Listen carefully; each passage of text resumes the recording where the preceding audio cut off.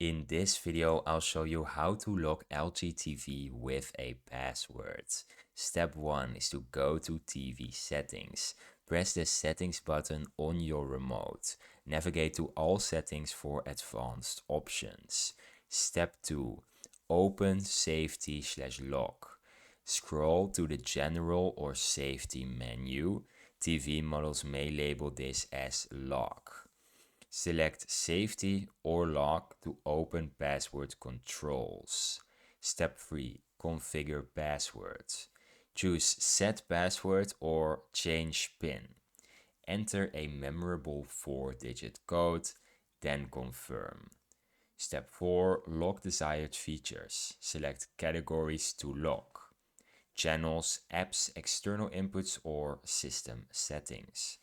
You can save and exit to activate your password. And that's how you lock on your LG TV. If you found this video helpful, then please subscribe. And if you have any questions, you can leave them in the comments and I'll be happy to help you out. Bye.